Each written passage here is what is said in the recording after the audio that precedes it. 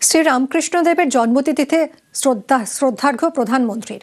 এক্সপোস্টে শ্রীরামকৃষ্ণকে স্বামী বলে উল্লেখ, পাল্টা এক্সপোস্টে সরব মমতা বন্দ্যোপাধ্যায়।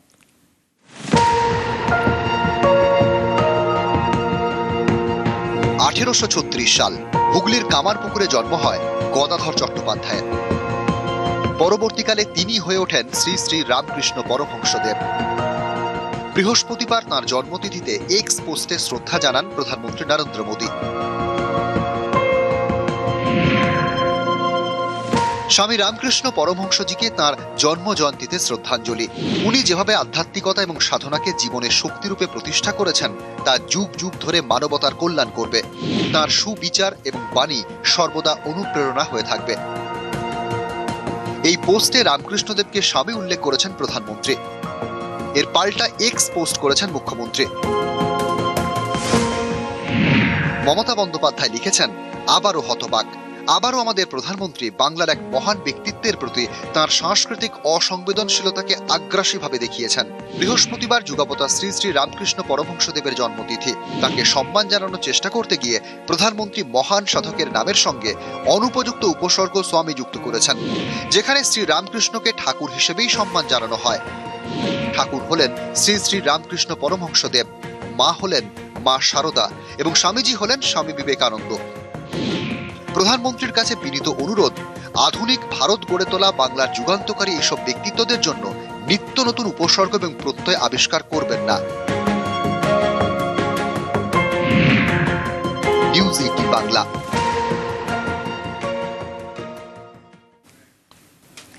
বারবার বাঙালি অস্মিতায় আঘাত, এ নিয়ে রাজনৈতিক তরজা তো হচ্ছে।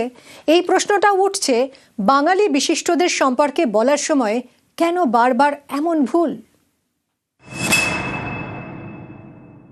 স্বামী রামকৃষ্ণ পরমহংসদেব, কিন্তু এটা অবিলম্বে ওনার উচিত সংশোধন করা।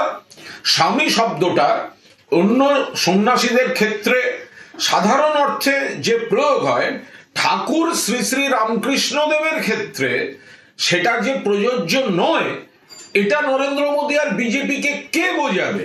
আমি কোনো অশ্রদ্ধার নাকি শব্দ না। গতবার মাননীয় প্রধানমন্ত্রীর টুইটে এই শব্দই ছিল। হিন্দি ভাষী লোকেরা বা উত্তর ভারতের লোকেরা সন্ন্যাসীদেরকে স্বামী বলে। বাংলা ভাষা আর সাহিত্য বহুত হি সমৃদ্ধ হ্যায়। টার্গেট 26, বাংলা জিততে বাংলার মন জিততেই হবে। তৃণমূল বিজেপি দুই দল বাংলা অস্মিতায় শান দিতে মরিয়া। এরই মাঝে একের পর এক বিতর্ক, বারবার বাঙালি অস্মিতায় আঘাতের অভিযোগ। বৃহস্পতিবার এক্সে পোস্ট করেন প্রধানমন্ত্রী, শ্রীরামকৃষ্ণ দেবের জন্মতিথিতে শ্রদ্ধা জানান। এই পোস্টে শ্রীরামকৃষ্ণের নামের আগে স্বামী উল্লেখ করেছেন প্রধানমন্ত্রী।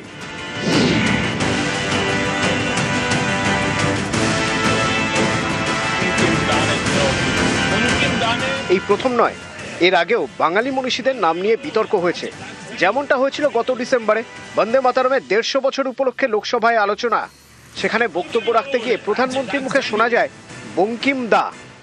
बंगाल का विभाजन तो हुआ, लेकिन एक बहुत बड़ा स्वदेशी आंदोलन खड़ा हुआ और तब वंदे मातरम हर तरफ गूंज रहा था। अंग्रेज समझ गए थे कि बंगाल की धरती से निकला बंकिम दा का ये भाव सूत्र।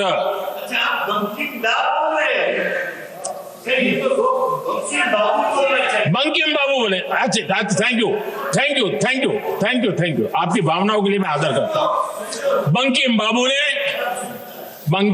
ने थैंक यू दादा, थैंक यू। हाँ,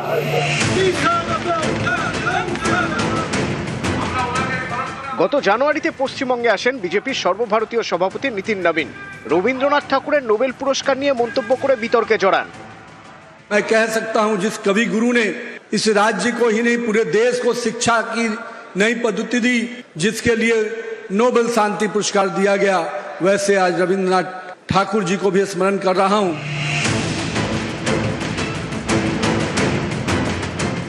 গত নভেম্বরে বাঙালির গর্ব রাজা রামমোহন রায়কে নিয়ে মন্তব্য করে বিতর্কে জড়িয়েছিলেন বিজেপি শাসিত মধ্যপ্রদেশের উচ্চ শিক্ষামন্ত্রী ইন্দর সিং পারমার।